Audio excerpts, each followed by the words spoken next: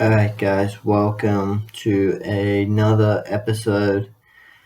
You're with your host, Zeta Lasfa. My channel is called No Gratification, and yeah, I'm going through another article on Medium. I like to just hop on to Medium, read some of the articles that they recommend me, and I was gonna say make fun of them, but I try to be open. I try to be like I don't want to be a jerk. I don't want to be a jerk, but I just find sometimes like I just have a different perspective than the majority of people in this world. I have a different perspective than the dominant values and thinking of society. And is it wrong? No, it's not wrong. You should always challenge it, but I don't want to be like I don't want to be an egotistical person that thinks he's right all the time and is like thirsting just to be different and right. So I try to go in with an open mind. But anyway, this article is called "One Thing You Cannot Change in Relationships." I haven't read this one, so I'm going to be reading it with you now. And yeah, let's get stuck in.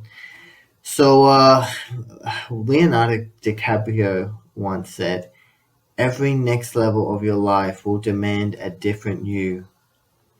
I love how people ask actors for wisdom.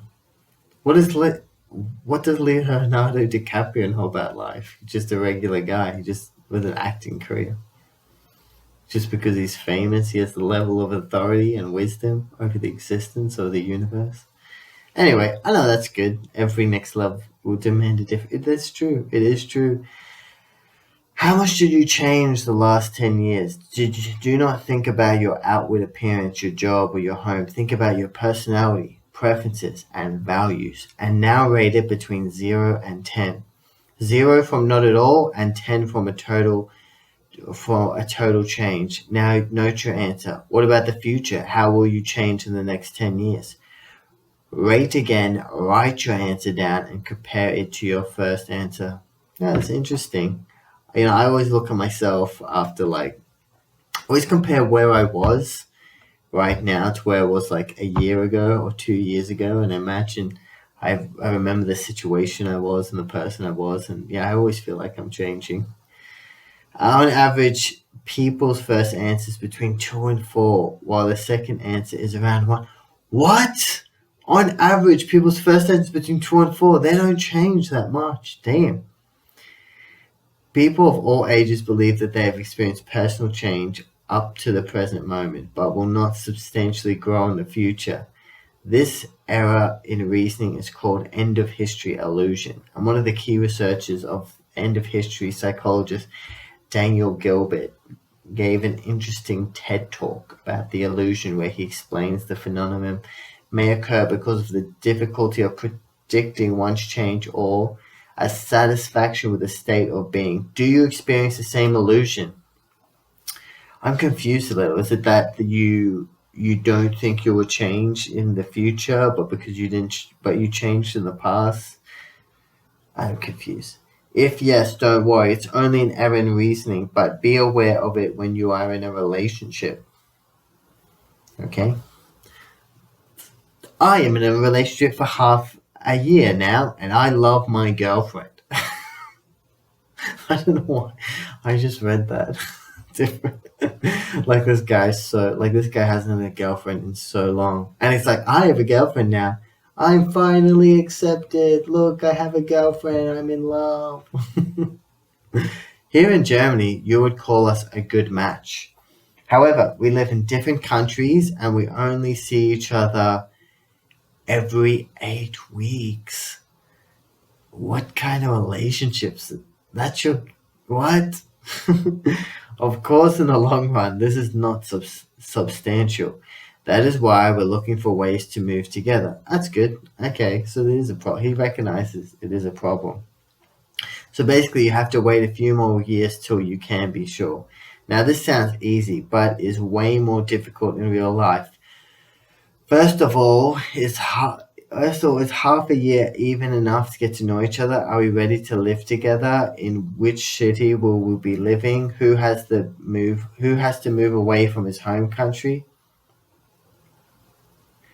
Ask my friends. These are really important decisions. This made me curious. I'm just gonna skim through this. This made me curious. Do I really have to wait a few more years? End of history illusion. I think I don't have to wait. It seems that my friends are just the victims of end of. You know your partner's better. You know your partner better after 5 years of a relationship than after 1 year. However, it will be always impossible for you to tell you. Being in a relationship for a long time gives you a wrong impression of safety. Knowing my girlfriend longer than more than 1 year would be great because I could be more sure that we are a good match now. What is this article about? This is the most ridiculous article I've ever read. What does it conclude to? Let's just get to the conclusion. Real love makes people take risks they're afraid of. It makes us living our comfort zone, and this is beautiful about love. It helps us to forget what can happen in the worst case and put our focus on the bright side of life. This is the one thing you cannot change in a relationship, but you live with it, believe me. And how? Love. Alright, this is the worst. This guy's in love, and he's been in a relationship for 6 months, and he only sees her once every 8 weeks, and she lives in a different country. This is insane. That's insane. This guy, I don't want to judge this guy, but I feel like he hasn't been in a relationship or had a girlfriend in a long time, and now he's finally gained one. And now, because he's in such a scarcity mindset, he's like, I have a girlfriend. But the problem is he don't see her that much. So he's like, what do I do? Like, that's kind of shit. I don't see her, but I finally have a girl. I finally have a piece of vagina that I might have sex with, that I can finally release the pain in my dick. I finally have a likelihood of releasing that pain. But she lives in a different country, and I only get to release that pain every 8 weeks.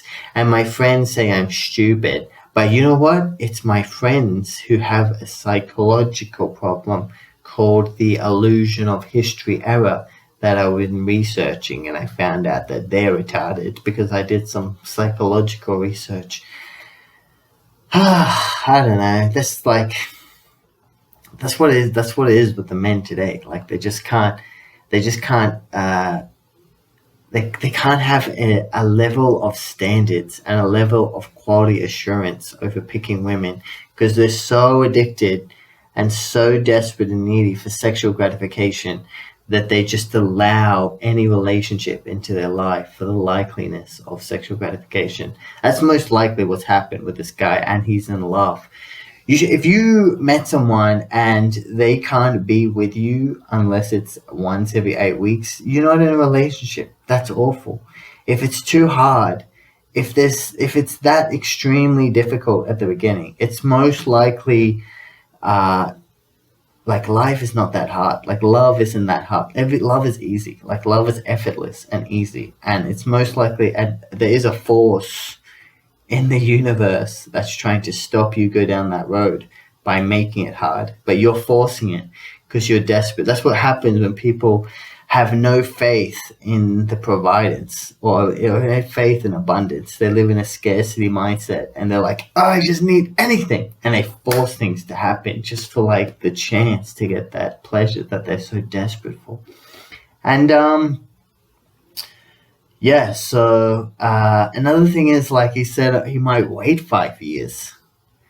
He might wait 5 years. Like, another thing that annoys me is, like, the reason you get in a relationship and the reason you get married is to, one, be in love, and two, reproduce and have kids and create a family. So, that's 5 years you're eating up into this girl's fertility window. So, and also, like, as a man, you want to enjoy your wife in her peak years of fertility and beauty.